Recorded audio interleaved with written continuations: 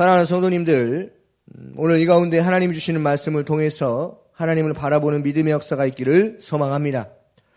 창세기 1장의 내용은요, 하늘과 땅을 나누고 땅과 바다를 나누고 땅에는 각종 종류대로 식물을, 바다에는 종류대로 물고기를, 하늘에는 종류대로 나눈 것을 만드셨습니다. 그리고 사람을 지으시고 이렇게 말씀하셨죠. 보시기에 참 좋았더라. 아멘. 이 장을 보면 1장과 다르게 어떻습니까? 사람 중심으로 초점이 맞추어져 있음을 우리는 알 수 있습니다. 자연을 창조하신 하나님, 그런데 모든 것이 다 있는 것 같지만 어떻습니까? 사람이 없다면 무슨 소용이 있겠습니까? 건물은 엄청 크고 화려한데 교회 안에 사람이 없다면 교회가 무슨 소용이 있겠습니까? 여기서 우리가 알 수 있는 것들이 있죠. 하나님의 섭리는, 하나님의 계획은 심오하다라는 것입니다. 그러니까 첫째 날부터 여섯째 날까지 모든 것을 각기 종류대로 나게 하신 이유가 분명히 있다는 것이죠. 그게 뭡니까? 바로 사람을 창조하시기 위한 하나님의 뜻이 담겨져 있다는 것입니다. 진화론은 인류가 살아온 삶과 살아갈 삶, 생존과 종족 번식이라는 틀 안에서만 이해를 하고 해석해 왔습니다. 마치 인간을 동물과 똑같이 생존하는 종족 번식으로만 이해하고 해석해 왔습니다. 그런데 성경은 정확히 말하고 있습니다. 하나님이 사람을 왜 만드셨냐에 대한 이야기가 창세기 2장에서 흘러나온다는 것입니다. 사랑하는 성도님들, 하나님께서는요, 창조주 하나님이시죠. 창세기 1장 3절 7절 말씀을 한번 보시기 바랍니다. 하나님이 이르시되 빛이 있으라 하시니 빛이 있었고 빛이 하나님이 보시기에 좋았더라. 하나님이 빛과 어둠을 나누사 하나님이 빛을 낮이라 부르시고 어둠을 밤이라 부르시니라. 저녁이 되고 아침이 되니 이는 첫째 날이라. 하나님이 이르시되 물 가운데에 궁창이 있어 물과 물로 나누게 하시고 하나님이 궁창을 만드사 궁창 아래의 물과 궁창 위의 물로 나뉘게 하시니 그대로 되니라. 아멘. 1장 3절부터 7절까지 읽었는데요. 눈에 들어오는 부분이 있으십니까? 하나님이 이르시되 보시기에 좋았더라 라는 말과 그대로 되었다라는 말입니다. 그렇죠? 그러니까 하나님이 그 모든 것을 보시고 뭐라고 하십니까? 지으신 모든 것을 보시고 31절에 보니까 보시기에 심히 좋았더라. 저녁이 되고 아침이 되니 이는 여섯째 날이니라 라고 말씀하십니다. 하나님은요, 낮과 밤을 구별하셔 주셨습니다. 그러니까 낮에는 어떻습니까? 이르라고 밤에는 잠을 자야 하는 것이 하나님의 섭리라는 것이죠. 이 장이 들어와서 우리가 알 수 있는 것이 있습니다.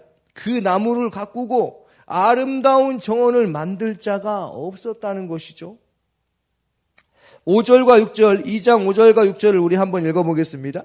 여호와 하나님이 땅에 비를 내리지 아니하셨고 땅을 갈 사람도 없었으므로 들에는 초목이 아직 없었고 밭에는 채소가 나지 아니하였으며 안개만 땅에서 올라와 온 지면을 적셨더라. 아멘. 그러니까 인간이 출현하기 전까지는 어떻습니까? 아무것도 되어지지 않았다라는 것입니다. 너무나 놀라운 것은요, 하나님은 다 하실 수 있습니다. 말씀만 하시면 모든 것이 다 열매를 맺을 수도 있고요, 말씀만 하시면 안 되어지는 것이 하나도 없는 것을 우리는 알고 있지 않습니까? 그런데요, 하나님의 은혜가 얼마나 큰지요. 하나님은 우리를 하나님의 형상과 모양으로 지어주셨어요. 오직 인간만이 하나님의 모양과 형상대로 창조되었다는 것입니다. 오늘 말씀을 통해 우리에게 주신 그 축복이 무엇입니까? 남자에게 어떠해야 되는지 하는 대목입니다. 2장 7절 말씀입니다. 여호와 하나님이 땅의 흙으로 사람을 지으시고 생기를 그 코에 생명을 그 코에 불어넣으시니 사람이 생명이 된지라. 아멘. 남자가 어떤 역할을 한다는 것입니까? 흙의 역할을 하죠. 흙은 어떻습니까? 흙으로 남아있으면요, 힘이 없습니다. 그런데요, 흙에 물이 섞이고 시멘트가 섞이면 어떻습니까? 상당히 단단해진다는 것이죠. 콘크리트로만 지은 집보다 흙을 섞어서 지은 집이 훨씬 튼튼하다는 것입니다. 그 집은 무너지지 않죠. 놀랍지 않습니까? 또한 흙으로 지은 집이 건강의 비결이라고 합니다. 그러니까 흙은요, 살리는 역할, 남자는 살리는 역할을 한다는 것이죠. 아내를 살리고 직장에서 회사 사람들을 살리는 역할을 하는 것입니다. 남편들은 아내를 죽이는 역할을 하면 안 됩니다. 살인을 말하는 것이 아니죠. 남편이 되었든 아내가 되었든 흉을 봐서는 안 된다는 것이죠. 아내도 마찬가지입니다. 그리스도 안에서 가정을 세워가는 남편을 사랑하고 자랑하고 어떤 것을 하든지 그 일이 잘못된다 할지라도 그 일을 아내로서 끝까지 밀어주어야 하는 것이죠. 왜 그렇습니까? 아내는 돕는 역할을 해주기 때문에 그렇다는 것이죠. 그러니까 가정은요, 우리가 기억해야 하는 것은 하나님이 세워주셨기 때문에 하나님의 계획과 섭리 가운데 그 가정을 남자가 세워가는 일에 힘써야 한다는 것입니다. 어떤 것입니까? 남자는 하나님이 기뻐하시는 삶, 그것이 무엇입니까? 하나님과 올바른 관계, 영적 교제를 통하여서 주님과 기도함으로 성령 충만함으로 살아가야 한다는 것이죠. 바로 그때 아내가 남편을 보고 뭐라고 합니까? 아, 내 남편이 예수님으로 예수님 덕분에 살아가는구나 라고 알게 된다는 것입니다. 남편이 아내를 보고 어떻습니까? 아, 나를 도와주는 아내가 있구나 하면서 내 아내에게는 성령 하나님이 함께 하시는구나 라는 것을 알게 되는 것이죠. 그리고 아내가 남편을 보고 어떻습니까? 아, 정말 내가 부족하여도 연약하여도 남편은 그리스도를 믿는 믿음 안에서 나를 사랑하는구나 라는 것을 알게 된다는 것입니다. 중요한 건 무엇입니까? 하나님과의 영적 교제, 성령 충만함을 살아가는 것이 너무나 중요하다는 것입니다. 이것은요, 내가 그렇게 살아야겠다고 다짐해서 되는 일이 아닙니다. 우리는 그러한 힘과 능력을 가진 사람이 아닙니다. 왜 그렇습니까? 철저하게 태초부터 지금까지 하나님의 인도하심과 도우심과 하나님의 계획하심과 간섭하심이 있어야 하기 때문에 그렇습니다. 남편들에게 너무나 중요한 것은요, 하나님과 올바른 관계가 자기 자신을 살린다는 것을 깨달아야 하는 것입니다. 또한 하나님이 짝지어 주신 아내가 도와주는 역할을 한다는 그 사실을 기억해야 한다는 것이죠. 그리스도인이라면 누구나 하나님과의 친밀한 관계를 지속해 나가야 하는, 그냥 오늘만이 아닙니다. 계속해서 지속해 나가는 것이죠. 그것은 무엇입니까? 새벽에 하나님의 말씀을 듣는 믿음 안에서 살아가는 그 은혜 가운데 하나님의 영광에 참여한 자로 이 세상을 살아가는 그 은혜가 흘러 넘쳐야 한다는 것입니다. 왜 그렇습니까? 하나님께서 우리에게는 그런 신분과 하나님의 자녀되는 그러한 은혜를 허락하여 주셨습니다. 그러니까 하나님께 속한 자라라는 것입니다. 하나님은 이 땅을 창조하셨을 때 우리에게 경작할 수 있는 기쁨을 주셨다라는 것을 우리는 알아야 되는 것이죠. 사랑하는 성도님들, 일을 할 수 있다는 것은 재창조를 말하는 것입니다. 성경에서 노동은요, 재창조의 행위입니다. 즐거운 것입니다. 하나님이 세상을 창조하셨을 때 노동은 즐거운 것이었어요. 땅을 기경하고 씨를 뿌리고 물을 주니까 어떻습니까? 자라게 하시는 분은 하나님이었다라는 거예요. 열매를 맺게 하시는 분은 하나님이었다라는 것이죠. 하나님이 일하셨다는 것을 우리는 알기 때문에 그 결과가 열매라서 어떻습니까? 노동은 기쁘고 감사한 것입니다. 무슨 말입니까? 우리가 무슨 일을 하든지 어떤 일을 하든지 어떤 상황에 있든지 어떤 사건에 처했든지 주 안에서라면 그 일이 힘들어도 그 일이 좋은 일이어도 어떻습니까? 감사함과 기쁨이 넘칠 수밖에 없는 그러한 인생 가운데 초대된 삶을 살아가고 있다는 것을 우리는 기억해야 한다는 것입니다. 무슨 말입니까? 하나님 안에 있으면 모든 노동은요, 고된 게 아니라 행복이다라는 것입니다. 직장 생활은요, 하나님이 주셨습니다. 가정도 하나님이 주셨습니다. 고난의 현장 가운데 힘들다 할지라도 아버지가 계시니 언제나 우리와 함께 계신다는 그 아버지가 우리와 함께 하신다는 것을 우리는 기억하는 그러한 삶을 살아가야 한다는 것입니다. 하지만 아담과 하와가 선악과를 따먹음으로 뱀의 유혹으로 인해서 어떻습니까? 땅은 저주를 받게 되었고 죄로 인해서 노동은 원래 귀한 것이고 감사한 일로 여기고 살아가야 하는 것인데 죄로 인하여서 노동에 일을 하면서 힘들어하는 사람들이 너무나 많은 것입니다. 왜 그렇습니까? 자기 욕심이 강한 것이죠. 더 많이 벌고 더 많이 취하고 더 많이 가지려고 하는, 그래서 일찍 일어나서 열심으로 수고하는, 마치 내 살을 깎아내리는 그 고통이라고 말을 하고 있는 것 아니겠습니까? 그러나 우리는 기억해야 합니다. 노동은요, 우리에게 슬픈 일이 아니라는 거예요. 왜 그렇습니까? 창세기 말씀에 있죠. 생육하고 번성하고 땅에 충만하라, 땅을 정복하라, 땅을 다스리라 라고 말씀하신 것이 하나님이라는 것입니다. 그럼에도 불구하고 아담과 하와는 어떻습니까? 하나님께서 말씀하셨습니다. 너는 이걸 절대로 먹지 말라. 선악과를 먹는 날에는 너는 정녕 죽으리라 라고 말씀하셨는데 창세기 2장 17절에 보니까 어떻습니까? 선악을 알게 하는 나무의 열매는 먹지 말라.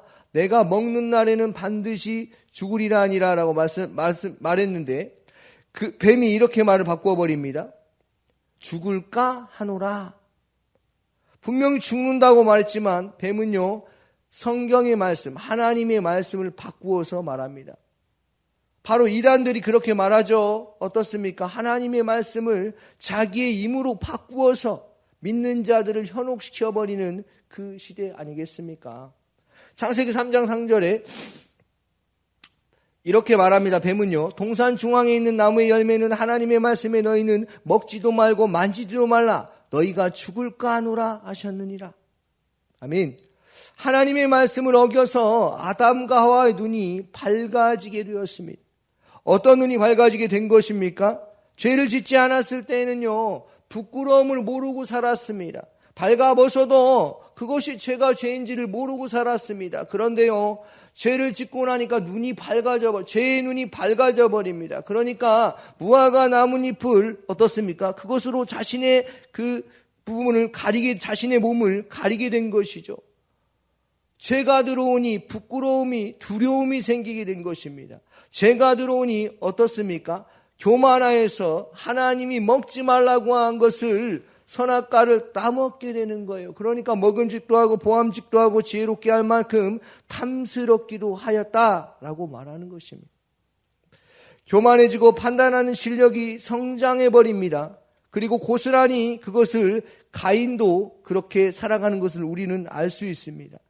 하나님께 예물을 드렸다가 아벨과 가인이 하나님께 예물을 드렸다가 어떻습니까? 하나님께서 아벨의 제사만 받으신다고 해서 어떻습니까? 가인은 분을 품게 돼버립니다. 하나님과 관계가 단절된 것이죠.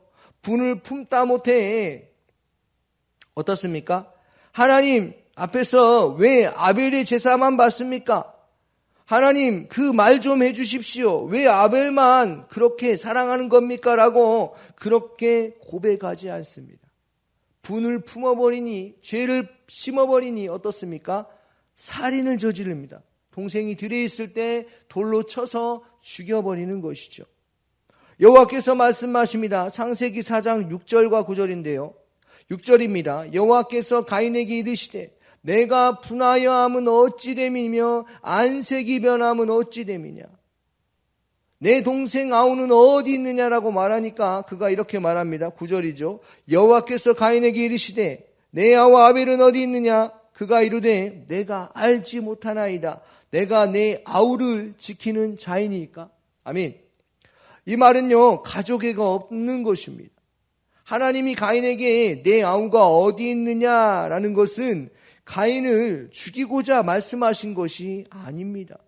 하나님께서는 즉시 회개하고 바로 여호와께 돌아오라고 하는 그 질문이라는 것이죠. 그런데 가인은요, 양심의 가책을 느끼지 못하죠. 언제든지 어떤 죄를 범하였든지 나를 용서하여 줄 수 있는 그 하나님을 바라보지 못한 채 안색이 변하고 분을 품게 된다는 것입니다. 사랑하는 성도님들, 남편은 어떤 역할입니까? 남편으로 하여금 아내가 예수를 믿는 사람이구나 라고 보여주는 편지의 역할을 하는 것입니다. 사람을 죽이는 게 아닙니다. 살리는 역할을 한다는 것이죠. 직설적으로 표현하면 이런 것입니다. 내가 죽어야 하는 것이죠. 내 자아가 죽어야 하는 것입니다. 내 자존심이, 욕심이, 정욕이 죽어야 어떻습니까? 아내가 살고 직장 상사가 살고 내 주변에 있는 사람이 사는 것입니다. 우리의 목숨을 끊어야 된다는 말씀이 아니죠. 하나님이 우리의 죄를 위해 십자가에 못 박혀 죽으시고 부활하셨기 때문에 우리는 하나님의 아들을 믿는 믿음 안에서 우리의 신앙을 굳건히 지키고 날마다 우리에게 은혜와 사랑으로 공급하여 주시는 그 하나님의 말씀을 통하여서 거룩한 삶, 구별된 삶, 성령 충만하여서 분별력을 가지고 살아가야 한다는 것입니다. 오늘 말씀을 통해서 늘 주 안에서 승리하는 믿음의 삶을 사시기를 주님의 이름으로 축원합니다. 아멘. 새벽에 주신 말씀을 묵상하면서 기도해 주시기 바랍니다. 성도님들의 가정과 직장을 위해서, 청년부를 위해서, 섬기는 저를 위해서 기도해 주시고, 샤인코스를 위해서 기도해 주시고, 목요합신 기도회, 그리고 오늘 돌아오는 토요일 날에 온 가족이 함께하는 체육대회를 합니다. 5월 27일 오전 10시 본촌 초등학교에서 하니 많이 참여해 주시기를 부탁드립니다. 혹시 함께 도와주실 분들은 9시 30분까지 교회로 와주시면 감사하겠습니다. 대통령과 이 나라 이민족을 위해서 해외 선교하시는 조학견 선교사님 우리 위해서 기도해 주시고, 광신대학교 시설 관리자들에게 지혜와 체력을 주셔서 시설이 잘 관리될 수 있도록 우리 함께 기도하며 나아가도록 하겠습니다. 기도하겠습니다.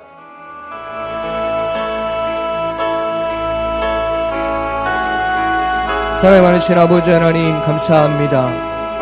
혹시 우리가 죄를 범하였을지라도 사하여 주시는 주님, 하나님 남편으로서의 그 가장의 역할을 통하여서 하나님 아버지 하나님, 우리는 사람을 살리는 역할을 한다는 사실을 기억하고 날마다 주의 은혜 가운데 성령 충만함으로 살아갈 수 있도록 한없이 부어 주옵소서.